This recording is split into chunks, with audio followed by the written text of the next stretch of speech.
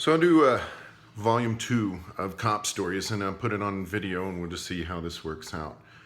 But in the mid-90s, I'd been a cop for a couple of years, and one of the reports that we all hate taking, not just because they're long, but because they're unfortunate, is sexual assault cases. And the state came up with a deal where sexual assault victims were able to use aliases. And so their name actually wasn't in the report anywhere. It was only the alias. And then there was another sheet of paper that was kept on file somewhere that actually had the real information. And I used to give people the option of pick a name. And after somebody picked Alexandria or Elizabeth or Constantine or something along those lines, and I'm handwriting reports, I'm like, I learned, I don't want to write those names. I'm going to make suggestions. And so I made suggestions like Fox or Cat or something like that. I don't know why I didn't pick Pam or Kim, because it's the same thing, and they're actually people's names.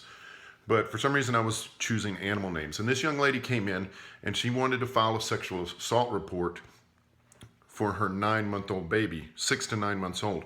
I actually didn't even look at the child. She was in a carrier and covered up asleep. So I'm talking to this lady and I'm getting all of the details, and she's just your regular Cleburne, 20-something-year-old lady.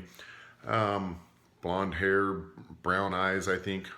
And so I talked to her about aliases, and I was like, well, let's pick a animal name for the alias, and let's pick something short.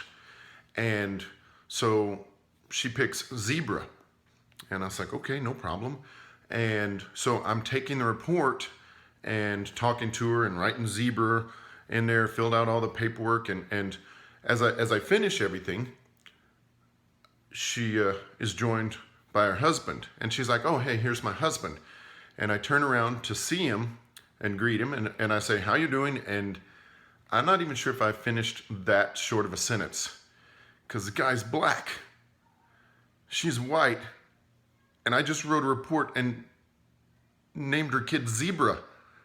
And that's probably not going to go over well.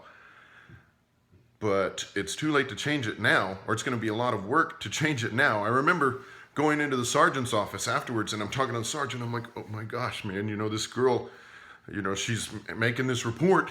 And I just filled out all this paperwork, and we've got all this stuff set up.